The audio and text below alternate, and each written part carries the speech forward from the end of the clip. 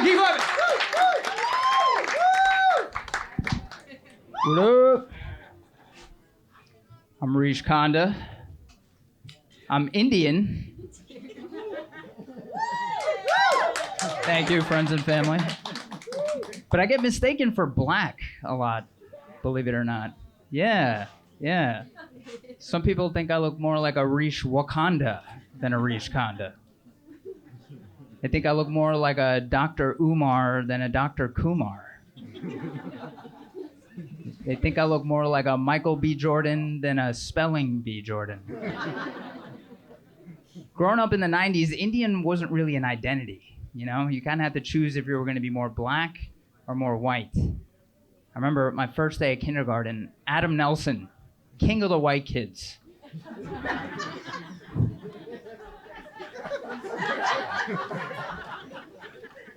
He walks up to me and he goes, "Your hair looks like a white person's, but your skin looks like a black person's. Are you black or white?" I panicked. I said, "White." Indian kids are really good at multiple choice tests. And white just seemed like a much easier life even back then, you know? But then he goes, "Why doesn't your skin look white?" And I'm like, "Oh yeah, so what had happened was I used to be white, and then I stayed out in the sun too long, and now I look like this. But I'm gonna turn back like any day now." I figured that would buy me some time, you know?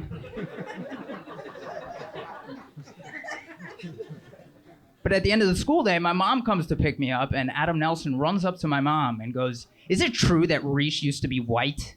I'm like, "Yeah, Mom, right."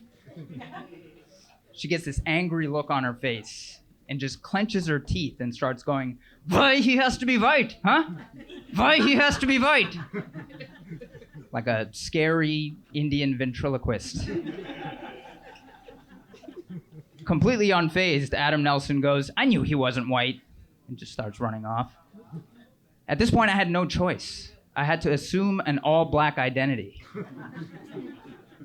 So I started learning how to play basketball, started listening to rap, started doing this every time I passed a black kid in school. You know how hard it was for me to resist doing this and do this instead?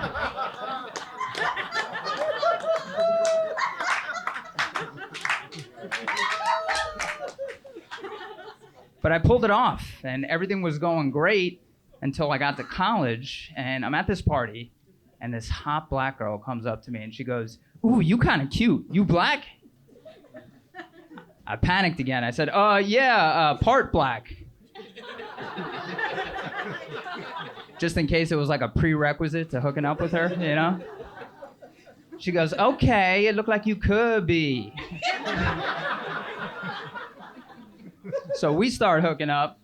Everything's going great until my pants came down, and she goes, "Oh, hell no, I thought you said you were part black." I was like, "Yeah, not that part." So after being completely blackballed that night, if you will, I thought maybe I should try my hand at passing as Latino. So I decided to study abroad in Argentina, which I didn't realize at the time was like the whitest place on earth. Just everyone happens to speak Spanish there. So I remember walking down the street one day with two of my black friends, and this old Argentinian lady just stops us dead in our tracks and starts pointing at us one by one. "Oy, negro. Oy, negro." And then she gets to me and she goes, "Oy, negro?"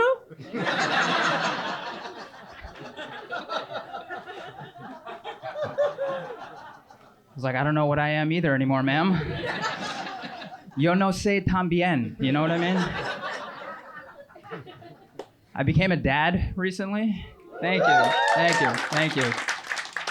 And I remember the first time I took my daughter into a grocery store, this black woman comes up to me and she goes, "It's so nice to see a black man in his daughter's life." She sounded like Cat Williams for some reason. But I didn't have the heart to tell her that I wasn't black, so I just go, "Yeah, we out here." That's my time. I'm Reesh. Wakanda forever.